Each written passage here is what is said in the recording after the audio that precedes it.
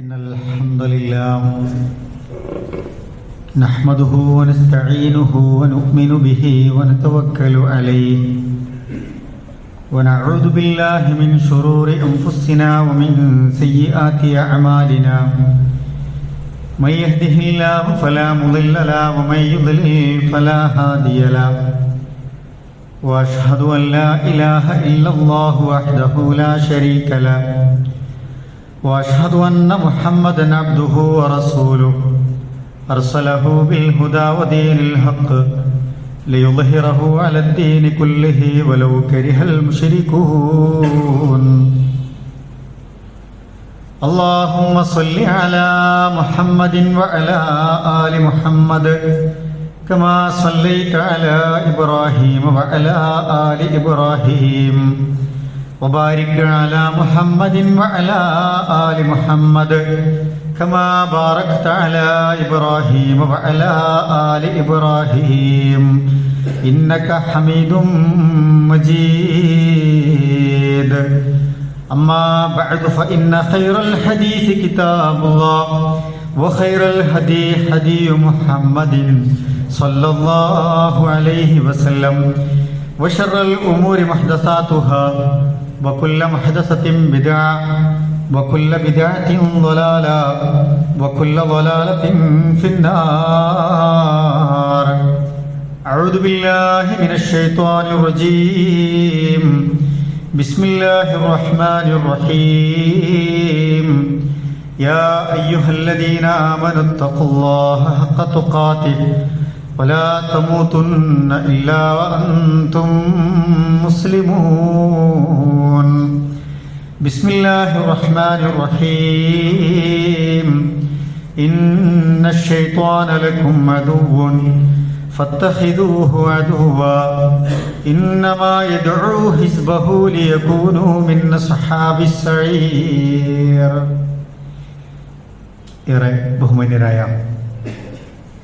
മുഅ്മിനീങ്ങളെ മുഅ്മിനാത്തുകളെ, അള്ളാഹുവിൻ്റെ നിയമനിർദ്ദേശങ്ങൾ ജീവിതത്തിൻ്റെ എല്ലാ സന്ദർഭങ്ങളിലും പാലിച്ചുകൊണ്ട് സൂക്ഷ്മത പുലർത്തി തഖ്വയുള്ളവരായി മാറണമേ എന്ന് എന്നോടും നിങ്ങളോടുമായി ഓർമ്മപ്പെടുത്തുകയാണ്, വസിയത്ത് ചെയ്യുകയാണ്. നന്മയെ നന്മയായി കാണാനും തിന്മയിൽ നിന്ന് മാറി നിൽക്കാനും മനുഷ്യരായ സൃഷ്ടിജാലങ്ങൾക്കൊക്കെ അല്ലാഹു സുബ്ഹാനഹു വ തആല പ്രത്യേകമായ ഒരു ബോധവും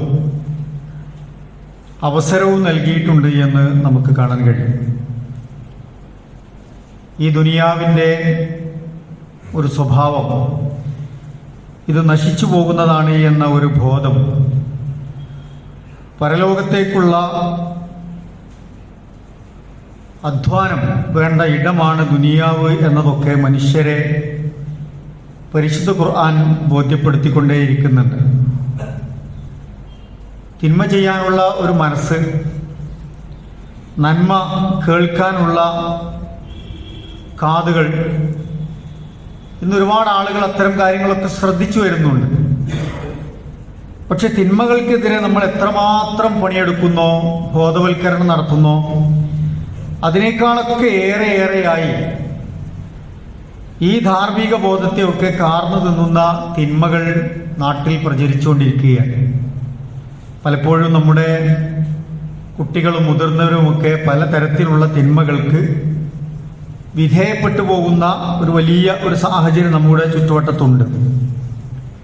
അതിലേറ്റവും നമ്മുടെ ചിന്തകളെ, നമ്മുടെ ബുദ്ധിയെ, നമ്മുടെ വ്യക്തി ജീവിതത്തെ, നമ്മുടെ ധാർമ്മിക ജീവിതത്തെ, നമ്മുടെ ദീനീ ജീവിതത്തെ, നമ്മുടെ കുടുംബത്തെ, നമ്മുടെ സമൂഹത്തെ, രാജ്യത്തെ ഒക്കെ ഭീഷണിപ്പെടുത്തുന്ന ഒരു വലിയ തിന്മയാണ് യഥാർത്ഥത്തിൽ ലഹരിയുടെ ഉപയോഗം എന്ന് പറയുന്നത്. വ്യക്തിപരവും കുടുംബപരവും സാമൂഹികവുമായി വലിയ വലിയ പൊട്ടിത്തെറികൾ നാട്ടിൽ ഇതിൻ്റെ പേരിൽ ഉണ്ടായിക്കൊണ്ടിരിക്കുന്നു എന്നതിനൊക്കെ നമ്മൾ സാക്ഷികളാണ്. ചില ആസ്വാദനങ്ങൾക്കോ സാമ്പത്തികമായ ചില ലാഭങ്ങൾക്കൊക്കെ അപ്പുറത്ത് ലഹരി ഒന്നും നേടിത്തരുന്നില്ല എന്ന് അറിയാത്തവരാരാണ് ഉണ്ടാവുക? നമ്മൾ ആലോചിച്ച് നോക്കിയാൽ മതി. അതൊക്കെ അറിയാം ആൾക്കാർക്ക്. പക്ഷെ എന്നിട്ടും ഇതിൽ പോയി വീഴുകയാണ്. ഖുർആൻ ഇതിനെ വളരെ ഗൗരവത്തിൽ ബോധ്യപ്പെടുത്തി തരുന്നുണ്ട് നമുക്ക്. ചെറിയ ലഹരിയാവട്ടെ വലുതാവട്ടെ ഏതാണെങ്കിലും ആ കാറ്റഗറിയിൽപ്പെട്ട എല്ലാത്തിനെയും ഇസ്ലാം ഒരൊറ്റ ചട്ടക്കൂടിലാണ് അതിനൊക്കെ കാണുന്നത്. ഖുർആൻ പറഞ്ഞു, യാ അയ്യുഹല്ലദീന ആമനൂ, മുഅ്മിനീങ്ങളെ, ഇന്നമൽ ഖംറു വൽ മൈസിറു വൽ അൻസാബു വൽ അസ്ലാമു റിജ്സും മിൻ അമലി ശൈത്വാൻ ഫജ്തനിബൂഹു ലഅല്ലക്കും തുഫ്ലിഹൂൻ. മദ്യമാവട്ടെ, ചൂതാട്ടമാവട്ടെ, പ്രതിഷ്ഠകളാവട്ടെ, പ്രശ്നം നോക്കാനുള്ള അമ്പുകളാവട്ടെ, ഇതൊക്കെ റിജിസും മിൻ അമലി ശൈത്വാൻ, ഇതൊക്കെ പൈശാചികമാണ്, പിശാചിൽ നിന്നുള്ള മ്ലേച്ഛ വൃത്തികൾ മാത്രമാണ് എന്ന് ഖുർആൻ പഠിപ്പിക്കാൻ. അതുകൊണ്ട് നിങ്ങൾ എന്താണ് ചെയ്യേണ്ടത്? ഫജ്തനിബൂഹു, അത് പൂർണ്ണമായും നിങ്ങൾ വെടിയുക. ലഅല്ലക്കും തുഫ്ലിഹൂൻ, നിങ്ങൾക്ക് വിജയികളാകാം എന്ന് ഖുർആൻ ഓർമ്മിപ്പിക്കുകയാണ്. മാത്രമല്ല, എന്താണ് ഒരു ശൈത്താനിയത്ത് നമുക്ക് വരിക, അല്ലെങ്കിൽ ശൈത്താൻ ഇതിൽ എങ്ങനെയാണ് ഇടപെടുക? ഖുർആൻ അത് പറഞ്ഞു തന്നു. നിങ്ങൾ മദ്യം ഉപയോഗിച്ചു, ലഹരി ഉപയോഗിച്ചു, ലഹരിയായി നിങ്ങളെ ബാധിക്കുന്ന കാര്യങ്ങളൊക്കെ വന്നു കഴിഞ്ഞാൽ അത് നിങ്ങൾക്കിടയിൽ എങ്ങനെയാണ് പ്രവർത്തിക്കുക, പിശാച് നിങ്ങൾക്കിടയിൽ അതിനെ എങ്ങനെയാണ് ഉപയോഗപ്പെടുത്തുക എന്ന് ഖുർആൻ പറഞ്ഞു. ഖുർആൻ പറഞ്ഞു കൃത്യമായി, ഇന്നമാ യുരീദു ശൈത്വാൻ, ശൈത്താൻ എന്താണ് ഉദ്ദേശിക്കുന്നത്? നമ്മളെല്ലാവരും നല്ലതിലേക്ക് പോകണമെന്ന് ആർക്ക് പിശാചിന് താല്പര്യമുണ്ടോ? നമ്മൾ നല്ല ജീവിതം നയിക്കണമെന്ന് പിശാചിന് താല്പര്യമുണ്ടാവും. നമ്മൾ നല്ല ജീവിതം നയിച്ച് നാളെ പരലോകത്ത് രക്ഷപ്പെടണമെന്ന് പിശാചിന് താല്പര്യമുണ്ടാവും. നമ്മളെ സുഹൃബന്ധങ്ങൾ, ആദർശ ബന്ധങ്ങൾ, നമ്മുടെ സൗഹൃദങ്ങൾ നിലനിൽക്കണമെന്ന് പിശാചിന് ആഗ്രഹം ഉണ്ടാവും. നമ്മുടെ ദാമ്പത്യ ജീവിതം, നമ്മുടെ കുടുംബ ജീവിതം ഒക്കെ നല്ലതിലേക്ക് പോകണമെന്ന് പിശാചിന് ആഗ്രഹം ഉണ്ടാവും. പിശാചിനെ സംബന്ധിച്ചിടത്തോളം ഇതിലൊക്കെ ഫിത്തന ഉണ്ടാക്കുക എന്നുള്ളതാണ് മൂപ്പരെ പ്രധാന പരിപാടി എന്ന് പറഞ്ഞത്. അത് ഖുർആൻ വളരെ ഗൗരവത്തിൽ കാണാൻ പറഞ്ഞു. എന്താണ് പിശാച് ഉദ്ദേശിക്കുന്നത്? യൂഖിയ ബൈനക്കുമുൽ അദാവത വൽ ബഗ്ളാ എന്ന് ഖുർആൻ പറഞ്ഞു. നിങ്ങൾക്കിടയിൽ കഠിനമായ ശത്രുത, അതുപോലെ തന്നെ വിദ്വേഷം പിശാച് നിങ്ങൾക്കിടയിൽ ഉണ്ടാക്കുന്നു. പ്രത്യേകിച്ചും അത് എവിടെ ഉണ്ട്, എന്തിലൊക്കെ അത് അടങ്ങിയിരിക്കുന്നു? ഫിൽ ഹംരി വൽ മൈസിരി, അതുപോലെ അത് കള്ളിലും മദ്യത്തിലും ലഹരിയിലും അതുപോലെ തന്നെ ചൂതുകളിയിലുമൊക്കെ അത് അടങ്ങിയിരിക്കുന്നു. അപ്പൊ ഒരാൾ മദ്യപിച്ചാൽ അത് കുറച്ചല്ലേ എന്ന് വിചാരിച്ചിട്ട് കാര്യമില്ല. അതുമൂലം ഉണ്ടാകാൻ പോകുന്ന എന്താണ്? അത് പരസ്പരം നിങ്ങൾക്കിടയിൽ കലഹങ്ങൾ ഉണ്ടാക്കും, തമ്മിൽ തെറ്റാനുള്ള സാഹചര്യം ഉണ്ടാക്കും, വലിയ അപകടം ഉണ്ടാക്കും, അതിൽ കൊലപാതകം വരെ സംഭവിക്കും, നിങ്ങളുടെ കുടുംബം തകരും, നാട്ടിൽ വലിയ കുഴപ്പങ്ങൾ ഉണ്ടാകും, ആളുകൾക്ക് വലിയ അസഹ്യത അതുകൊണ്ട് സൃഷ്ടിക്കും.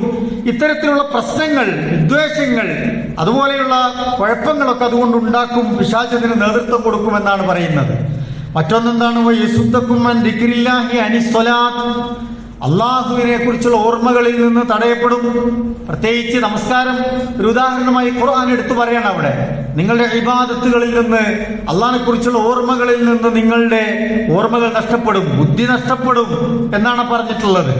അതുകൊണ്ടാണ് ഖുർആൻ വളരെ ഗൗരവത്തിൽ അറബ് സമൂഹത്തെ മുൻനിർത്തി ചോദിച്ചല്ലോ, ഫഹൽ അൻതും മുൻതഹൂൻ, നിങ്ങൾക്ക് ഇനിയും ഇതിൽ നിന്ന് വിരമിക്കാനായില്ലേ, അവസാനിപ്പിക്കാറായില്ലേ എന്ന് ചോദിക്കുകയാണ്. ബുദ്ധിയും വിവേകവും ആലോചിക്കാനൊക്കെ ശേഷിയുള്ള മനുഷ്യരോടാണ് ഖുർആൻ വളരെ ഗൗരവത്തിൽ ഓർമ്മപ്പെടുത്തുന്നത്. ഖംർ എന്ന് പറഞ്ഞാൽ തന്നെ നമ്മളെ ബുദ്ധിയെ ഒന്നായിട്ട് മൂടിക്കളയുക, മറപ്പിച്ച് കളയുക, മറച്ചു കളയുന്ന ഒരു സാധനമാണ് ഖംർ എന്ന് പറഞ്ഞാൽ. ഭാഷയിൽ തന്നെ അങ്ങനെയാണ് അതിന്റെ അർത്ഥം. നമ്മളതിങ്ങോട്ട് മൂടിക്കളയും. അപ്പൊ നമ്മുടെ ബുദ്ധിയെ മറക്കും, നമ്മുടെ ജീവിതത്തിന്റെ ലക്ഷ്യത്തെക്കുറിച്ച് മറക്കും. അതുകൊണ്ടൊക്കെയാണ് ലഹരിയെ കഠിനമായി ഇസ്ലാം വെറുക്കുന്നത്, മാത്രമല്ല കർശനമായി താക്കീത് നൽകിയത്. ബുദ്ധി നഷ്ടപ്പെട്ട എന്താ സംഭവിക്കുക? മാനസിക നില തകരാറിലായാൽ എന്താ സംഭവിക്കുക? അവന്റെ ചെയ്തികൾക്ക് പരിധി ഉണ്ടാവില്ല.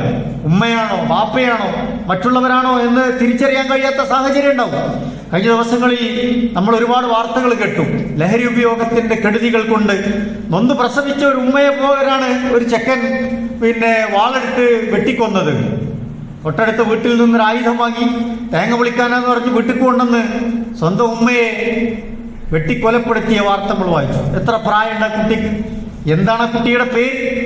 അവന്റെ ധീര്, അവന്റെ മതം, അവന്റെ സാമൂഹ്യ പരിസരം നമ്മളെ ബേജാറാക്കേണ്ടതുണ്ട്. പ്രത്യേകിച്ച് മുസ്ലിം സമുദായത്തിൽ ഇത്തരത്തിലുള്ള ഭീഷണികൾ വർദ്ധിച്ചു വരികയാണ്. നമ്മളൊക്കെ ഒരു തരത്തിലെ ഹരത്തിൽ ഇങ്ങനെ പോവാണ്. ഇതൊന്നും നമ്മളെ ബാധിക്കൂലെന്നും, നമ്മളെ വീട്ടിൽ ഇതൊന്നും വരൂലെന്നും, നമ്മുടെ മഹലിൽ ഇത് ഉണ്ടാവില്ല എന്നൊക്കെയാണ് നമ്മൾ വിചാരിക്കുന്നത്. പക്ഷെ അവിടെ ഒന്നുമല്ല നമ്മുടെ സാഹചര്യം എന്ന് ചുറ്റുപാടുകൾ നിരീക്ഷിച്ചാൽ നമുക്ക് മനസ്സിലാവും. മുജാഹിദ് കുടുംബങ്ങൾ പ്രത്യേകിച്ചും ഇതിലൊക്കെ വലിയ ആശ്വാസം നൽകുന്ന കുടുംബങ്ങളായിരുന്നു. പക്ഷെ ഇന്നതല്ല. അതിന്റെ 1-ാം തലമുറയും 2-ാം തലമുറയും 3-ാം തലമുറയൊക്കെ എത്തുമ്പോഴേക്ക് നമ്മുടെയൊക്കെ കുടുംബങ്ങൾക്കകത്തേക്ക് ഇത് വളരെ വളരെ രഹസ്യവും പരസ്യമൊക്കെ ആയിട്ട് കടന്നു വരികയാണ്. നമ്മുടെ കുട്ടികൾ പലരും ഇതിന്റെ രുചി നോക്കുന്നുണ്ട്. നമ്മുടെ കുട്ടികൾ ഇതിന്റെ കെണികളിൽ വീഴുന്നുണ്ട്. അതിനെക്കുറിച്ച് ഗൗരവത്തിൽ ബോധവൽക്കരിക്കണ്ടേ? പലപ്പോഴും നമ്മളത് ശ്രദ്ധിക്കാതെ പോയാൽ വലിയ പ്രയാസങ്ങൾ ഉണ്ടാക്കുമെന്നാണ്. ലോകാരോഗ്യ സംഘടനയുടെ കണക്കനുസരിച്ച് ലഹരിയുടെ ഉപയോഗം കാരണമാണ് മനുഷ്യർക്കിടയിൽ ഇന്ന് നിലനിൽക്കുന്ന 30%-ലധികം രോഗങ്ങൾ ഉണ്ടാകുന്നത് എന്നാണ്. ഒരു മനുഷ്യന് സംഭവിക്കുന്ന രോഗങ്ങൾ അത് പരമ്പരയായിട്ട് കിട്ടുന്നുണ്ടാകാം, അപകടങ്ങൾ കാരണങ്ങളുണ്ടാകാം, ചില പ്രത്യേകമായ എന്തെങ്കിലും വസ്തുക്കൾ കഴിച്ചാലുണ്ടാകാം. അതൊക്കെ വെച്ച് നോക്കുമ്പോൾ ലഹരി ഉപയോഗിച്ചത് കാരണം 30% ആളുകൾക്ക് വലിയ ആരോഗ്യ പ്രശ്നങ്ങൾ ഉണ്ടാകുന്നു. ഓർമ്മക്കുറവുണ്ടാകുന്നു, അവന് ധൈര്യക്കുറവുണ്ടാകുന്നു, അക്രമം ചെയ്യാനുള്ള വാസന ഉണ്ടാകുന്നു, വിഷാദരോഗം, ഡിപ്രഷൻ പോലുള്ള കാര്യങ്ങൾ ഉണ്ടാകുന്നു, അവന്റെ വായക്കും തൊണ്ടക്കും ക്യാൻസർ ഉണ്ടാകുന്നു, അന്നനാളത്തിന് ക്യാൻസർ ഉണ്ടാകുന്നു, കരളിന് രോഗം ബാധിക്കുന്നു, ഹൃദയസ്തംഭനം ഉണ്ടാകുന്നു, അവന് മക്കളെ ഉൽപ്പാദിപ്പിക്കാനുള്ള ലൈംഗികമായ ശേഷികൾ നഷ്ടപ്പെടുന്നു, പ്രതിരോധ ശക്തി നഷ്ടപ്പെടുന്നു, വിറയലുണ്ടാകുന്നു, ഞരമ്പുകൾ ദുർബലപ്പെടുന്നു. ഇതൊക്കെ ഈ കള്ളും കഞ്ചാവും MDMA പോലെയൊക്കെയുള്ള സിന്തറ്റിക് ലഹരികൾ ഉപയോഗിച്ചാൽ ഉണ്ടാകുന്ന ഭവിഷ്യത്തുകളാണ്, ആരോഗ്യ പ്രശ്നങ്ങളാണ് എന്ന് ലോകാരോഗ്യ സംഘടനകൾ നമ്മളെ പഠിപ്പിക്കുകയാണ്. ഇതൊക്കെ അറിയാഞ്ഞിട്ടാണോ? മദ്യം ഉപയോഗിച്ചുണ്ടായ പുകലുകൾ എന്തൊക്കെയാണ്? പട്ടാമ്പിയിൽ നമുക്കറിയാം, ഒരാൾ മദ്യം ഉപയോഗിച്ച് വന്നിട്ട് വീട്ടിലെ 3 പേരെയാണ് കൊലപ്പെടുത്തിയത്. അച്ഛനെയും അമ്മയെയും ഒരു സഹോദരിയെയും കൊലപ്പെടുത്തിയ വാർത്ത. കഞ്ചാവ് ഉപയോഗിച്ച് കഞ്ചാവ് വാങ്ങാൻ, ലഹരി വാങ്ങാൻ പണം ചോദിച്ച് കിട്ടാത്തതിന്റെ പേരിൽ ഒരു അമ്മയെ കൊന്ന ഒരു വാർത്ത നമ്മൾ വായിച്ചു. ഒരു ഉമ്മയെ കൊന്ന വാർത്ത വായിക്കുന്നു. കലാപങ്ങളും പ്രശ്നങ്ങൾ ഉണ്ടാക്കുന്നു, സ്കൂളുകളിൽ പ്രശ്നങ്ങൾ ഉണ്ടാക്കുന്നു, ക്യാമ്പസുകളിൽ പ്രശ്നങ്ങൾ ഉണ്ടാക്കുന്നു. രാത്രിയാകുമ്പോൾ ഇവന് കയ്യും കാലും ഉറച്ചു നിൽക്കാൻ പറ്റാത്ത സാഹചര്യം വരുന്നു. എന്നിട്ട് ഇത് തേടി അലയാണ്. 100 റുപ്യക്കും 1000 റുപ്യക്കൊക്കെ വാങ്ങിയ ആളുകൾ 12,000 15,000 റുപ്യക്കൊക്കെ ഇത് കൊടുത്തു വാങ്ങാൻ, ദൂര സ്ഥലങ്ങളിലേക്ക് യാത്ര ചെയ്തത് വാങ്ങാൻ നിർബന്ധിതരാകാൻ. ഇത് തുടങ്ങിയാൽ അവസാനിപ്പിക്കാൻ വലിയ പ്രയാസമാണ് എന്നാണ് അതിന്റെ പഠനങ്ങൾ തെളിയിക്കുന്നത്. പ്രത്യേകിച്ച് മലപ്പുറം ജില്ലകളിലും മലബാർ പ്രദേശങ്ങളിലുമൊക്കെ കഞ്ചാവ് കൃഷി വ്യാപകമാകുന്നു. കൊണ്ടോട്ടിയിലും പുളിക്കലും ഐക്കരപ്പടിയിലും അടങ്ങുന്ന പ്രദേശങ്ങളിൽ ഇതൊക്കെ ഉപയോഗിക്കുന്ന കുട്ടികൾ ഒരുപാടുണ്ടാകുന്നു. ഇതുണ്ടാകരുത് എന്ന നിലയ്ക്കുള്ള എന്തെങ്കിലും മീറ്റിങ്ങുകളോ സംഗതിയൊക്കെ വെച്ചാൽ അത് അലങ്കോലമാക്കാൻ ഇത്തരം മാഫിയകൾ വരുന്നു. അതിൽ ഇടപെടുന്ന ആളുകൾക്ക് അക്രമങ്ങൾ ഉണ്ടാകുന്നു, അവരുടെ വീട് ആക്രമിക്കുന്ന സാഹചര്യങ്ങൾ ഉണ്ടാകുന്നു. ഇതൊക്കെ നമ്മുടെ ചുറ്റുവട്ടത്ത് നടക്കുന്ന വർത്തമാനങ്ങളാണ് പ്രിയപ്പെട്ടവരെ. അപ്പൊ കണ്ണും കാതും തുറന്നൊക്കെ നമ്മൾ ഇതിനെ ഒന്ന് പ്രതിരോധിക്കുകയും ഇതിനെതിരേക്ക് ഒരു ബോധമില്ലെങ്കിൽ പ്രിയപ്പെട്ടവരെ നമ്മുടെ ജീവിതം കഷ്ടത്തിലായി പോകും. നമ്മുടെ മക്കൾ വലിയ കെണിയിൽ വീണു പോകുമെന്നാണ്. നമ്മുടെ കുട്ടികൾ എന്ത് കൂട്ടുകെട്ടിലാണുള്ളത്? അവർ ദീനി മജ്‌ലിസിൽ അവരെ കാണുന്നില്ല. ഒരു ഖുർആൻ ക്ലാസ് ഉണ്ടെങ്കിൽ അവർക്ക് നേരമില്ല. കുറച്ച് പ്രായമായ ആളുകളും കുറച്ച് സ്ത്രീകളുമാണ് പലപ്പോഴും ഇത്തരം കാര്യങ്ങൾ ഉണ്ടാകുന്നത്. എവിടെ നമ്മുടെ യുവാക്കൾ? എവിടെയാണ് നമ്മുടെ വിദ്യാർത്ഥികൾ? അവർ നമ്മുടെ വീട്ടിൽ ഒറ്റക്കാക്കി നമ്മൾ പോരാണ്.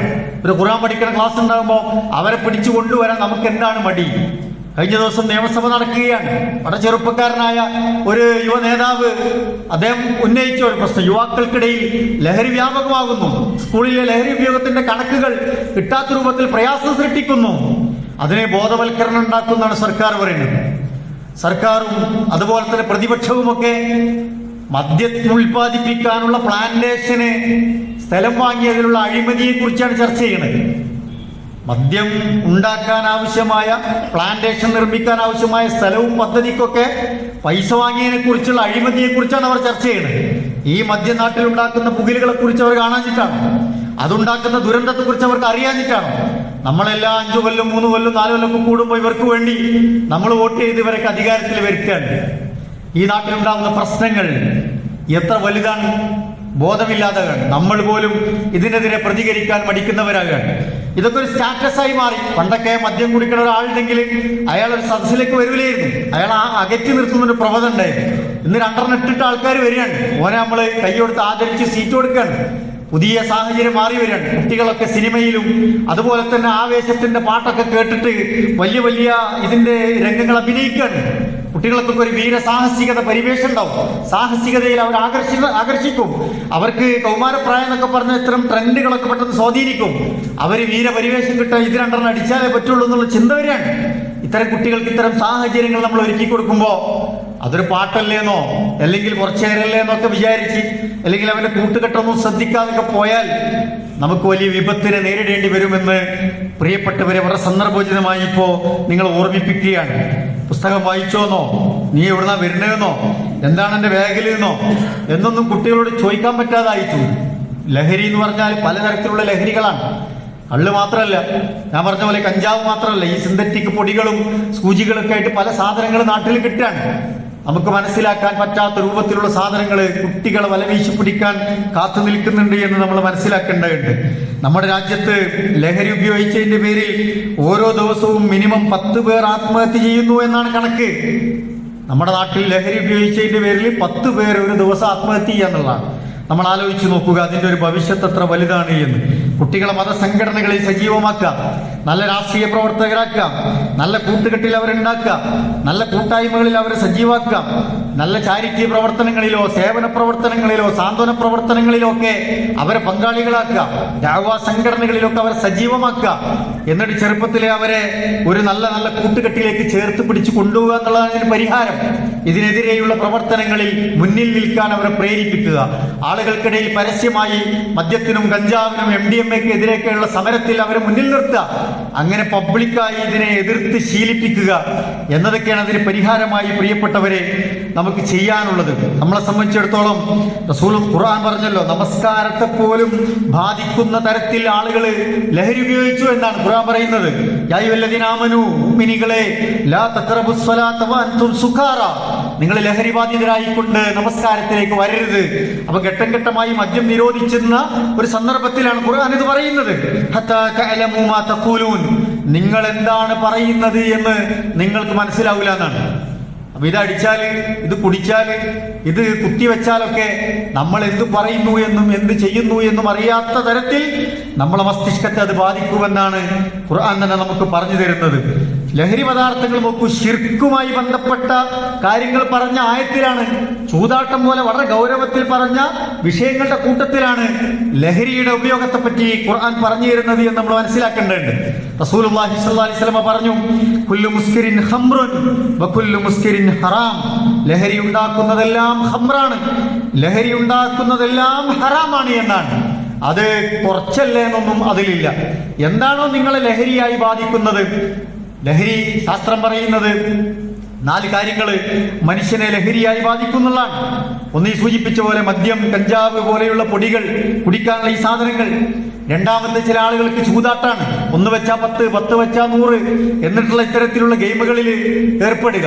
ഓൺലൈൻ ഗെയിമുകളൊക്കെ വ്യാപകമാണ്. നമ്മുടെ കുട്ടികൾ ഓൺലൈൻ ഗെയിമുകളിൽ വീണുപോകുന്നു. ഇത്തരത്തിലുള്ള റമ്മി ഗെയിമുകൾ പരസ്യം ചെയ്ത് ആളുകൾ ഒന്ന് ക്ലിക്ക് ചെയ്ത് നോക്കും. കുട്ടികൾ പണം നഷ്ടപ്പെടുത്തുന്നു. പാപ്പന്റെയും ഉമ്മന്റെയും ഒക്കെ അക്കൗണ്ടുകൾ മോഷ്ടിച്ച് അതിൽ പണം നിക്ഷേപിക്കുന്നു. ലക്ഷക്കണക്കിന് രൂപയുടെ ബാധ്യത ഏറ്റുവാങ്ങുന്നു. അങ്ങനെ ജീവിതം നഷ്ടപ്പെടുത്തിയ എത്ര കുട്ടികൾ, എത്ര വിദ്യാർത്ഥികൾ, എത്ര മക്കൾ നമ്മൾ ആലോചിക്കേണ്ടതുണ്ട്. ചൂതാട്ടം ഒരു ടെൻഡൻസിയാണ്, ഒരു ലഹരിയാണ്. ചൂത് വെക്കുക എന്നുള്ളത് ലാഭം ഉണ്ടാക്കാനുള്ള, പെട്ടെന്ന് പൈസക്കാരനാകണം എന്നുള്ള ചിന്ത ഒരു തരം ചൂതുകളിയുടെ മനോഭാവമാണ്. പണ്ട് ചതുരംഗം പോലെയുള്ള കളിയൊക്കെ ഒന്ന് മാറി, ഇന്ന് വലിയ ഹൈടെക് തരത്തിലേക്ക് ഇത് വഴി മാറിയിട്ടുണ്ട്. നമ്മളതിൽ പെടാതിരിക്കാനുള്ള ശ്രദ്ധ ഉണ്ടാകണം. മൂന്നാമത്തത് സെക്ഷുമായി ബന്ധപ്പെട്ട കാര്യങ്ങളാണ്. ആണും പെണ്ണും, അല്ലെങ്കിൽ ആണും ആണും പെണ്ണും പെണ്ണും ഒക്കെ ആയിട്ടുള്ള ഈ സെക്ഷൽ തരത്തിലുള്ള ചിന്തകൾക്ക് അതൊരു തരത്തിലുള്ള ലഹരിയാകുന്നതിന് പുതിയ കാലത്ത് പ്രത്യേകിച്ചും അത് വ്യാപിച്ചുകൊണ്ടിരിക്കുകയാണ്. അതിനുള്ള സൈറ്റുകളും അത്തരത്തിലുള്ള കാഴ്ചകളും അത് അനുഭവിക്കുകയും കണ്ണുകൊണ്ടും കാതുകൊണ്ടും കൈകൊണ്ടും കാലുകൊണ്ടും ഒക്കെ അനുഭവിക്കാനുള്ള ടെൻഡൻസി കൂടാണ്. പണ്ടൊക്കെ അതിന് കുറെ പരിമിതികൾ ഉണ്ടായിരുന്നു. ഇന്ന് തുറന്നിട്ടിരിക്കുകയാണ് ലോകത്ത് അത്തരത്തിൽ കെണികളിൽ വീണുപോകുന്ന ആളുകൾ. നാലാമത് പറഞ്ഞത് അധികാരമാണ്. എത്ര പ്രായമായാലും ആ കസേര നിന്ന് ഇറങ്ങാൻ തോന്നാത്ത ആളുകൾ ഉണ്ടാവും. രാഷ്ട്രീയ തലത്തിലാവട്ടെ മറ്റു തലക്കാവട്ടെ ഒക്കെ നമ്മൾ ആലോചിച്ച് നോക്കിയാൽ അതൊരു തരത്തിൽ ലഹരിയായിട്ട് പിടികൂടുക. എന്നിട്ട് അതിന്റെ ബുദ്ധിമുട്ട് അയാൾ അനുഭവിക്കുക, ആ സമൂഹം അനുഭവിക്കുക, ആ നാട് അനുഭവിക്കുക, രാജ്യം പോലെ അങ്ങനെ അനുഭവിക്കുന്ന ബുദ്ധിമുട്ടുകൾ ഉണ്ടാകാം.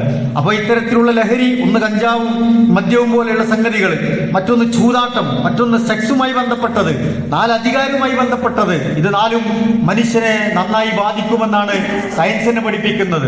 ഇസ്ലാം ദീന് വളരെ കൃത്യമായി ഇതിനെപ്പറ്റിയൊക്കെ താക്കീത് നൽകിയിട്ടുണ്ട്. ഇത്തരത്തിലുള്ള ത്വരകൾ, ഇത്തരത്തിലുള്ള ലഹരികൾ നിങ്ങളെ പിടികൂടാതിരിക്കുക പോകാതിരിക്കാനുള്ള ജാഗ്രത ഉണ്ടാകണമെന്ന് ഖുർആൻ വളരെ ഗൗരവത്തിൽ നമ്മൾ ഓർമ്മിപ്പിക്കുന്നുണ്ട്. കഴിഞ്ഞ ഖുതുബയിൽ പണവും പവറും അതുപോലെ അധികാരവും നമ്മൾ അഹങ്കാരികളാക്കുന്ന ചില കാര്യങ്ങൾ നമ്മൾ സൂചിപ്പിച്ചല്ലോ. അതൊക്കെ പ്രിയപ്പെട്ടവരെ നമ്മൾ ചേർത്ത് വായിച്ചാൽ ഇതിന്റെയൊക്കെ ബുദ്ധിമുട്ടുകൾ നമുക്ക് മനസ്സിലാക്കാൻ കഴിയും. അതുകൊണ്ട് നമ്മൾ ആലോചിക്കുക, നമ്മൾ ഇതിന് കൂട്ടുനിൽക്കുന്നുണ്ടോ, നമ്മൾ ഇതിന്റെ ഭാഗമാകുന്നുണ്ടോ, നമ്മൾ ഇതിനെതിരെ മൗനം പാലിക്കുന്നുണ്ടോ? റസൂലുള്ളാഹി സ്വല്ലല്ലാഹി അലൈഹി വസല്ലം പറഞ്ഞു, "മൻ ശരിബ ഖംറൻ ഔ ശറാബൻ മുസ്കിറൻ ജുദ്ദ 40." ഒരാൾ കള്ളു കുടിച്ചു, അതിനു വേണ്ട ഒത്താശ ചെയ്തു കൊടുത്തു, അത് വിതരണം ചെയ്തു, അതുള്ള സദസ്സിൽ പോയിരുന്നു, അല്ലേ? 40 ദിവസത്തെ നമസ്കാരം എന്റെ ബാത്തിലായി എന്നാ പറഞ്ഞത്. അപ്പൊ ഇത്തരം കാര്യങ്ങൾക്കൊക്കെ സപ്പോർട്ട് ചെയ്യാം. ചില ആൾക്കാർ റസൂലുള്ളാഹിന്റെ കാലത്ത് തന്നെ സുവൈദ് ബിൻ താരിഖിനോട് ഒരു ചർച്ചയിൽ റസൂലുള്ള പറയുന്നുണ്ട്, ഇത് ചിലപ്പോ രോഗശമനത്തിന് ആൾക്കാർ ഉപയോഗിക്കും എന്ന് പറഞ്ഞപ്പോ പറഞ്ഞു, ഇന്നമാ അസ്നഉഹു ലിദ്ദവാഇ. അദ്ദേഹം പറഞ്ഞു, ഇത് രോഗശാന്തിക്ക് വേണ്ടിയിട്ട്, ചില അസുഖം മാറാൻ വേണ്ടിയിട്ട് ഇത്തരം ലഹരികൾ ഉപയോഗിക്കുകയാണ്. അല്ലെങ്കിൽ ഇതിൽ ഉപയോഗിക്കുന്ന ആൽക്കഹോളൊക്കെ ഉണ്ടല്ലോ, ചിലപ്പോൾ ഉപയോഗിക്കണ പോലെ. റസൂലുള്ളാഹി സ്വല്ലല്ലാഹി അലൈഹി വസല്ലം പറഞ്ഞു, ഫഖാല ഇന്നഹു ലൈസ ബിദവാഇൻ വലാകിന്നഹു ദാഉൻ. അതൊരിക്കലും മരുന്നാവൂല, അത് രോഗത്തിന്റെ മറ്റൊരു കാരണമായി മാറുമെന്നാണ് ഹബീബായ റസൂലുള്ളാഹി സ്വല്ലല്ലാഹി അലൈഹി വസല്ലം നമ്മളെ പഠിപ്പിച്ചിട്ടുള്ളത്. അതുകൊണ്ട് ഇത് വളരെ ഗൗരവത്തിൽ കാണേണ്ട വിഷയമാണ് പ്രിയപ്പെട്ടവരെ. പിശാച് നമ്മളെ ഇത്തരം ദുർബോധനങ്ങളിലേക്ക് ഇങ്ങനെ ക്ഷണിക്കും. അത് ചിലപ്പോ മിനൽ ജിന്നത്തി വന്നാസ് എന്ന് പറഞ്ഞില്ലേ, അത് ജിന്നുകളുടെ കൂട്ടത്തിൽപ്പെട്ടതുണ്ടാവും. അതുപോലെ തന്നെ വന്നാസ് മനുഷ്യരുടെ കൂട്ടത്തിലുണ്ടാവുന്നതാണ്. ഇത്തരം ദുർബോധനങ്ങളിലേക്ക്, ദുർപ്രവർത്തികളിലേക്ക് നമ്മളങ്ങനെ കൂട്ടിപ്പിടിച്ചു പോകുന്ന ആളുകളുണ്ടാവും. അപ്പൊ നമ്മുടെ ബുദ്ധി വർക്ക് ചെയ്യണം, നമ്മുടെ വിവേകം വർക്ക് ചെയ്യണം. എന്നെ എന്തിനാണ് കൊണ്ടുപോണത്, എന്ത് ലാഭമാണ് എനിക്ക് ഇതിൽ കിട്ടാനുള്ളത് എന്ന നിലയ്ക്ക് നമ്മൾ ആലോചിക്കണം. പിശാച് എങ്ങനെയാണ്? ഇന്ന ശൈത്വാന ലക്കും അദുവ്വ്. പൈശാചിക പ്രവർത്തനങ്ങൾ നമ്മുടെ ശത്രുവാണ്. ഫത്തഖിദൂഹു അദുവ്വ. നിങ്ങൾ അവനെ കഠിന ശത്രുവായി തന്നെ കാണുക. ഇന്നമാ യദഉ ഹിസ്ബഹു ലിയകൂനു മിൻ അസ്ഹാബി സഈർ.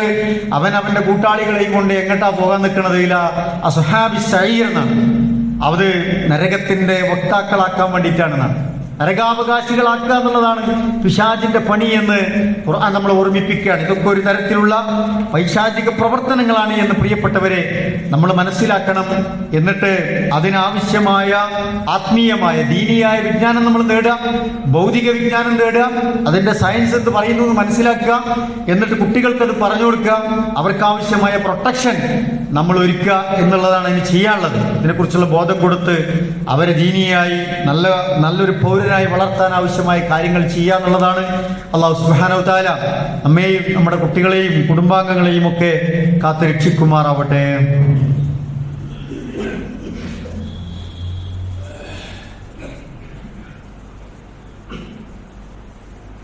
അൽഹംദുലില്ലാഹ് വസ്സലാത്തു വസ്സലാമു അലാ റസൂലില്ലാഹ് വഅലാ ആലിഹി വസഹ്ബിഹി അജ്മഈൻ. അമ്മാ ബഅദ്. അല്ലാഹുവിനെ സൂക്ഷിച്ച് ജീവിക്കണമേ എന്ന് ഒരിക്കൽ കൂടി ഓർമ്മപ്പെടുത്തുകയാണ്, വസിയത്ത് ചെയ്യുകയാണ്. കഴിഞ്ഞ ദിവസങ്ങളിൽ റിപ്പോർട്ടർ ചാനലിൽ വന്ന 23 വയസ്സായ വളാഞ്ചേരി സ്വദേശിയായ നിസാം എന്ന് പറയുന്ന ഒരു ചെറുപ്പക്കാരൻ്റെ ഇൻ്റർവ്യൂ നമ്മൾ ശ്രദ്ധിച്ച് കാണേണ്ടതാണ്. യൂട്യൂബിൽ അത് കിട്ടും, രക്ഷിതാക്കൾ അത് കാണണം, നമ്മുടെ കുട്ടികളെ അത് കേൾപ്പിക്കുകയും ചെയ്യേണ്ടതുണ്ട്.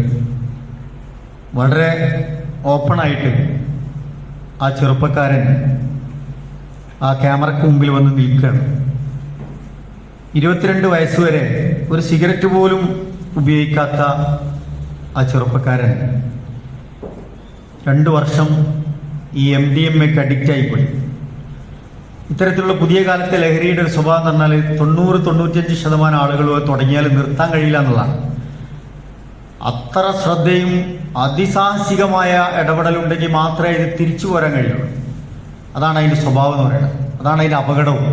നമ്മൾ നാളെ നിർത്താം, മറ്റന്നാൾ നിർത്താം, അല്ലെങ്കിൽ ഇത് അത്ര ലഹരിയാവില്ല, അഡിക്ഷനൊന്നും ഉണ്ടാവില്ല, എല്ലാം ഒന്ന് ടേസ്റ്റ് നോക്കിയൊന്നും പറ്റൂല എന്നൊക്കെ പറഞ്ഞിട്ടാണ് കുട്ടികളെ ഇതിലേക്ക് കെണിയിൽ വീഴ്ത്തുക. ഒരു തവണ രുചിച്ചാൽ രണ്ടാമത്തെ ദിവസം ടേസ്റ്റ് നോക്കാൻ തോന്നുന്നതാണ്, അതാണ് അതിൻ്റെ സ്വഭാവം. അതുകൊണ്ട് അതിൽ നിന്ന് രക്ഷപ്പെട്ട ഈ സഹോദരനാണ് അതിനെപ്പറ്റി പറയുന്നത്. 22 വയസ്സോട് 23, ഒരു കൊല്ലം 1.5 കൊല്ലത്തിനിടയിൽ അദ്ദേഹത്തിൻ്റെ ജീവിതത്തിൽ സംഭവിച്ച പ്രയാസങ്ങളെക്കുറിച്ച് അദ്ദേഹം പറയുന്നുണ്ട്. അദ്ദേഹം ഇത് അഡിക്ഷൻ ആവുന്നൊന്നും കരുതിയല്ലോ. വയനാട് വരെ ഈ സാധനം കിട്ടാൻ വേണ്ടിയിട്ട് അദ്ദേഹം പോയി എന്നാണ്. 100 റുപ്യക്കും 500 റുപ്യക്കും ഒക്കെ വാങ്ങിയ സാധനങ്ങൾ 10,000 കണക്കിന് ഉറുപ്പ്യ കൊടുത്ത് വാങ്ങേണ്ട സ്ഥിതിയിലേക്ക് പോവാണ്. വലിയ അപകടം ജീവിതത്തിലുണ്ടായി എന്നുള്ളതാണ്. അദ്ദേഹം അതിൽ 5 കാരണങ്ങൾ പറയുന്നുണ്ട്. ഇത് തുടങ്ങിയവൻ്റെ അവസ്ഥ ആദ്യം ഭയങ്കര ധൈര്യം കിട്ടുന്ന ഒരു സാഹചര്യം തോന്നും, ഭയങ്കര എനർജി കിട്ടുമെന്നാണ്. അപ്പോൾ കുറച്ച് ദിവസമൊക്കെ ഒരു ആശ്വാസം ഉണ്ടാവും, ഭയങ്കര എനർജി. ഒരു തുള്ളിച്ചളിക്കുന്ന ഒരു ഡാൻസ് ഉണ്ട്, ഇപ്പോൾ കൊച്ചിയിലൊക്കെ തുടങ്ങിയിട്ടുണ്ട്. രാത്രി 7 മണിക്കൊക്കെ നിന്ന് ചാടാൻ തുടങ്ങിയാൽ ഇതിട്ടാൽ നേരം വെളുക്കോളും ആൾക്കാർ നിന്ന് ചാടും. പിന്നെ ഒരാഴ്ചക്ക് അനക്കണ്ടാവില്ല, ബോധമില്ലാതെ കെടുക്കുകയാണ്. അത്തരത്തിലുള്ള ക്ലബ്ബുകൾ നമ്മുടെ നാട്ടിൽ സജീവമാകാണ്. ധൈര്യം തോന്നും. രണ്ടാമത് സംഭവിക്കുക എന്താണ്? അവൻ്റെ ജീവിതത്തിൽ ഇത് ഉപയോഗിക്കുന്നതോടുകൂടി ഭയങ്കര സംശയം ഉണ്ടാവുന്നതാണ്. സംശയം വരും. ഓയിക്കെതിരാണോ, ഓയിൻ്റെ ശത്രുവാണോ, ഓയിനെ ഇത് ഒളിപ്പിച്ചേക്കാൻ നോക്കുന്നുണ്ടോ, എന്നെ പിടിക്കാൻ വരികയാണോ, എന്നെ കൊല്ലാൻ വരികയാണോ? ഇപ്പൊ നടന്നുകൊണ്ടിരിക്കുന്ന ഈ കൊലപാതകങ്ങളൊക്കെ ഉമ്മാനോടും പാപ്പാനോടും സ്നേഹമില്ലാച്ചിട്ടാ തിരിച്ചറിയില്ല. ഇവരൊക്കെ എനിക്കെതിരാണെന്ന് തോന്നുകയാണ്, സമൂഹം എനിക്കെതിരാണെന്ന് തോന്നുന്നു. അപ്പൊ ശത്രുവായി കാണുക. അങ്ങനെയാണ് ഈ അപകടങ്ങൾ ഉണ്ടാകുന്നത്. വലിയ മാനസിക പ്രശ്നങ്ങൾ പിന്നീട് ഉടലെടുക്കുന്ന, പിന്നെ ഇതൊരു തരത്തിലുള്ള പേടിയായി മാറുകയാണ്.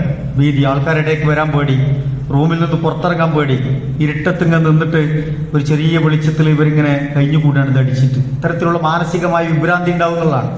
അവസാനം ആത്മഹത്യ ചെയ്യാൻ തോന്നുന്നതാണ്. ജീവിക്കാൻ മടിയാകുക, ജീവിക്കാൻ കഴിയില്ല. ആത്മഹത്യയിൽ അഭയം തേടുകയാണ് കുറേ ചെറുപ്പക്കാർ. അപ്പൊ ഈ നിസാം എന്ന് പറയുന്ന ഈ ചെറുപ്പക്കാരൻ ഇതിൽ ഈ കാര്യങ്ങളൊക്കെ പറയുന്നുണ്ട്. അതുകൊണ്ട് നമ്മളതിനെക്കുറിച്ച് കുറച്ചുകൂടി ഗൗരവത്തിൽ കാണണം എന്നതാണ് ഓർമ്മപ്പെടുത്താനുള്ളത്. മൊബൈൽ ഗെയിമുകൾ ഭയങ്കര അഡിക്ഷനാകാണ്. ഇതൊക്കെ ചെറിയൊക്കെ ആനന്ദത്തിന് വേണ്ടിയുള്ള ലെവലൊക്കെ ഉണ്ടാവും. പക്ഷേ ഇതിൻ്റെയൊക്കെ അപ്പുറത്തുണ്ട്. നമ്മുടെ ഒരു സുഹൃത്തിൻ്റെ കുട്ടി 5 വയസ്സ് പ്രായമായിട്ടുള്ളൂ. പക്ഷെ കാർട്ടൂൺ അഡിക്റ്റായിട്ട് കാർട്ടൂണിൽ കണ്ട ഫേസുള്ള ആളുകൾ അത്തരത്തിലുള്ള ഫേസുള്ള ആളുകൾ മാത്രമായിട്ട് കുട്ടി കമ്മ്യൂണിക്കേറ്റ് ചെയ്യുന്നുള്ളൂ. ബാക്കിയുള്ള ആൾക്കാരൊക്കെ കാണുമ്പോൾ പേടിയാകുക. കാർട്ടൂൺ കണ്ട കാർട്ടൂണുകളിൽ എന്തൊക്കെയാണോ ചിത്രങ്ങൾ മുഖം കണ്ടത് അതിനോട് മാച്ചാകുന്ന ഫേസുകളോട് മാത്രം കുട്ടി സംസാരിക്കുകയാണ്. ഇതൊക്കെ ഒരു തരം അസുഖമായിട്ട് വരികയാണ്. ഇതൊക്കെ അഡിക്ഷൻ ആയാൽ എന്തും പ്രിയപ്പെട്ടവരെ വലിയ അപകടങ്ങൾ ഉണ്ടാക്കും എന്നുള്ളതാണ്. അതുകൊണ്ട് നമ്മൾ നമ്മുടെ കുട്ടികളെ ശ്രദ്ധിക്കുക. നാളെ പരലോകത്ത് വരുന്ന ഒരു കൂട്ടരെ പറ്റി ഖുർആൻ പറഞ്ഞു തരുന്നുണ്ട്. നാളെങ്ങനെ ഈ ക്രമം തെറ്റി ജീവിച്ചു പോയ മനുഷ്യരിങ്ങനെ കൈയിങ്ങനെ വിരലിങ്ങനെ കടിച്ചിട്ട് പറയുന്നതാണ്, ആ ദീനിന്റെ വഴി റസൂല് പറഞ്ഞെന്ന മാർഗം സ്വീകരിച്ചിരുന്നെങ്കിൽ എത്ര നന്നായിരുന്നു. യാ വൈലത്താ ലൈതനീ ലം അത്തഖിദ് ഫുലാനൻ ഖലീല, ഇന്ന ആളുകളൊക്കെ ഞാൻ കൂട്ടുകാരനായി സ്വീകരിച്ചിരുന്നില്ലെങ്കിൽ എത്ര നന്നായിരുന്നു. എന്താണ് അവൻ ചെയ്തതിലൊക്കത്? അളല്ലനീ അനി ദിക്രി ബഅദ ഇദ് ജാഅനി, എനിക്ക് നല്ല ബോധം ഉണ്ടായിനി, നല്ല കുടുംബത്തിലേനി, മദ്രസ പോയിനി, വിവരമൊക്കെ ഉണ്ടായിരുന്നു. പക്ഷേ എന്നെ ഇതിൽ നിന്നൊക്കെ വഴിതെറ്റിച്ച് കളഞ്ഞു. എന്നിട്ട് പറഞ്ഞു വകാന ശൈത്വാനു ലിൽ ഇൻസാനി ഖദൂല, നിങ്ങളെ ഇത്തരം കെണിയിലൊക്കെ പിശാച് കൊണ്ടുപോയി ചാടിക്കും. അവസാനം ഖദൂല, അവൻ നിങ്ങളെ കൈവിടുക തന്നെ ചെയ്യും എന്ന് ഖുർആൻ ഓർമ്മിപ്പിക്കുകയാണ്.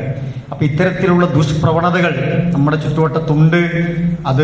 അതിനുള്ള സപ്പോർട്ട്, അതിനെതിരെയുള്ള സപ്പോർട്ട് നമ്മൾ നന്നായിട്ട് കൊടുക്കുക. നമ്മളെ കൊണ്ടാവുന്ന തരത്തിലൊക്കെ അതിനെ പ്രതിരോധിക്കുക. നമ്മുടെ മക്കൾക്ക് ആവശ്യമായ ബോധവൽക്കരണം കൊടുക്കുക. ദീനീ രംഗത്തൊക്കെ പള്ളിയും മദ്രസയും മഹല്ലും അവിടെ സംഘടനകളും സംഗതികളൊക്കെ ആയിട്ട് അവരെ ചേർത്ത് നിർത്തിയാൽ കുറേയൊക്കെ നമുക്ക് ഇതിനെ പ്രതിരോധിക്കാൻ കഴിയും. നന്നായി പ്രാർത്ഥിക്കുകയും ചെയ്യുക. അല്ലാഹു സുബ്ഹാനഹു വ തആല നമ്മെയും നമ്മുടെ കുടുംബാംഗങ്ങളെയും ഒക്കെ എല്ലാവിധ ഫിത്നകളിൽ നിന്നും ഫസാദുകളിൽ നിന്നും കാത്തുരക്ഷിച്ച് അനുഗ്രഹിക്കുമാറാവട്ടെ. സഹോദരങ്ങളെ, നമ്മുടെ മഹലിലെ ഒരു സഹോദരൻ്റെ പേരക്കുട്ടി നിംസ് ഹോസ്പിറ്റലിൽ പ്രയാസകരമായി ചികിത്സയിലുണ്ട്. അസുഖം എന്താണ് എന്ന് നിർണ്ണയിക്കാൻ പറ്റാത്തതുകൊണ്ട് വലിയ വിഷമത്തിലാണ്. പ്രത്യേകം ദുആ ചെയ്യണമെന്ന് ഓർമ്മപ്പെടുത്തിയിട്ടുണ്ട്. എല്ലാവരും അവർക്ക് വേണ്ടി ഷിഫക്ക് വേണ്ടി പ്രാർത്ഥിക്കണം. ആ കുടുംബത്തിന് വേണ്ടി ദുആ ചെയ്യണമെന്ന് ഓർമ്മിപ്പിക്കുകയാണ്. അല്ലാഹു സുബ്ഹാനഹു വ തആല ആ കുട്ടിയുടെ അസുഖം എത്രയും പെട്ടെന്ന് ഭേദമാക്കി കൊടുക്കുമാറാവട്ടെ. അവരുടെ കുടുംബത്തിന് അല്ലാഹു തആല ധൈര്യവും ആശ്വാസവും പ്രതീക്ഷയും നൽകി അനുഗ്രഹിക്കുമാറാവട്ടെ. മാരകമായ രോഗങ്ങളിൽ നിന്നും മാറാരോഗങ്ങളിൽ നിന്നും അല്ലാഹു സുബ്ഹാനഹു വ തആല നമ്മെയും നമ്മുടെ കുടുംബങ്ങളെയും നമ്മുടെ പ്രിയപ്പെട്ടവരെയും ഒക്കെ കാത്തു രക്ഷിച്ച് അനുഗ്രഹിക്കുമാറാവട്ടെ. രോഗബാധിതരായ നമ്മുടെ എല്ലാവർക്കും അല്ലാഹു സുബ്ഹാനഹു വ തആല അവൻ്റെ റഹ്മത്തും ബർക്കത്തും ചൊരിയുകയും പരിപൂർണമായ ശിഫ നൽകി അനുഗ്രഹിക്കുകയും ചെയ്യുമാറാവട്ടെ. എല്ലാവിധ ദലാലത്തുകളിൽ നിന്നും ഫിത്നകളിൽ നിന്നും ഫസാദുകളിൽ നിന്നും അല്ലാഹു സുബ്ഹാനഹു വ തആല നമ്മെയും നമ്മുടെ കുടുംബങ്ങളെയും നമ്മുടെ ദീനിനെയും നമ്മുടെ നാടിനെയും ഈ രാജ്യത്തെയും ഒക്കെ കാത്തു രക്ഷിക്കുമാറാവട്ടെ. ഞങ്ങളിൽ നിന്ന് നമ്മൾ നമ്മളിൽ നിന്ന് മരണപ്പെട്ടു പോയ നമ്മുടെ പ്രിയപ്പെട്ടവർ, മാതാപിതാക്കൾ, ബന്ധുമിത്രാദികൾ, സഹോദരങ്ങൾ, സഹോദരിമാർ, നമ്മുടെ ഇണകൾ, നമ്മുടെ ഗുരുനാഥന്മാർ, പണ്ഡിതന്മാർ, നമ്മുടെ നേതാക്കന്മാർ, നമ്മുടെ മഹലിൽ നിന്ന് മരണപ്പെട്ടു പോയ പ്രിയപ്പെട്ടവർ, അള്ളാഹുവെ എല്ലാവർക്കും നീ മഗ്ഫിറത്തും മർഹമത്തും നൽകി അനുഗ്രഹിക്കണമേ റഹ്മാനെ. അള്ളാഹുവെ നിന്റെ സ്വർഗീയ ആരാമങ്ങളിൽ അവരെയും ഞങ്ങളെയും ഞങ്ങളുടെ കുടുംബാംഗങ്ങളോടൊന്നിച്ച് നീ ഒരുമിച്ച് കൂട്ടി അനുഗ്രഹിക്കണമേ റഹ്മാനെ. അള്ളാഹുവെ ഞങ്ങളുടെ മാതാപിതാക്കൾക്ക് നീ പുറത്തു കൊടുക്കണം റഹ്മാനെ. അവർക്ക് നീ ആയുസ്സും ആരോഗ്യവും നൽകി അനുഗ്രഹിക്കണമേ റഹ്മാനെ. അള്ളാഹുവെ ഞങ്ങളുടെ പഠനത്തിലും ഞങ്ങളുടെ പരീക്ഷകളിലും ഞങ്ങളുടെ ജോലികളിലും ഞങ്ങളുടെ കുടുംബജീവിതത്തിലും ഞങ്ങളുടെ കച്ചവടത്തിലും ധാരാളം ഖൈറും ബർക്കത്തും നൽകി അനുഗ്രഹിക്കണമേ റഹ്മാനെ. മാനസികമായ വിഷമങ്ങളിൽ നിന്ന് ഞങ്ങൾക്ക് നീ കാവലാകണേ റഹ്മാനെ. ശാരീരികമായ പ്രയാസങ്ങളിൽ നിന്ന് ഞങ്ങളെ കാത്തു രക്ഷിക്കണമേ റഹ്മാനെ. സാമ്പത്തികമായ ഞെരുക്കങ്ങളിൽ നിന്ന് ഞങ്ങൾക്ക് ആശ്വാസം നൽകി അനുഗ്രഹിക്കണമേ റഹ്മാനെ. അള്ളാഹുവെ ധാരാളം സതുദ്ദേശങ്ങളോടെ ഞങ്ങൾ നിന്നോട് പ്രാർത്ഥിച്ചുകൊണ്ടിരിക്കുന്നു നാഥ. ഞങ്ങളുടെ സതുദ്ദേശങ്ങളൊക്കെ നീ സഫലമാക്കി തരണമേ റഹ്മാനെ. അല്ലാഹുമ്മ ഗ്ഫിർ ലിൽ മുഅ്മിനീന വൽ മുഅ്മിനാത്ത് വൽ മുസ്ലിമീന വൽ മുസ്ലിമാത്ത് വൽ അഹ്യാഇ മിൻഹും വൽ അംവാത്ത് ഇന്നക മുജീബുദ് ദഅവാതി യാ ഖാദിയൽ ഹാജാത്ത്. അല്ലാഹുമ്മ അജിർനാ മിനൻ നാർ, അല്ലാഹുമ്മ അജിർനാ മിനൻ നാർ, അല്ലാഹുമ്മ അജിർനാ വ അജിർ വാലിദൈനാ മിനൻ നാർ, അല്ലാഹുമ്മ അദ്ഖിൽനൽ ജന്നത മഅൽ അബ്റാർ. റബ്ബനാ ഹബ് ലനാ മിൻ അസ്വാജിനാ വ ദുർരിയാതിനാ ഖുർറത അയ്യുൻ വജഅൽനാ ലിൽ മുത്തഖീന ഇമാമാ. റബ്ബനാ തഖബ്ബൽ മിന്നാ ഇന്നക അൻതസ് സമീഉൽ അലീം വതുബ് അലൈനാ ഇന്നക അൻതത് തവ്വാബുർ റഹീം. റബ്ബനാ ആതിനാ ഫിദ് ദുനിയാ ഹസന വഫിൽ ആഖിറതി ഹസനതൻ വഖിനാ അദാബൻ നാർ.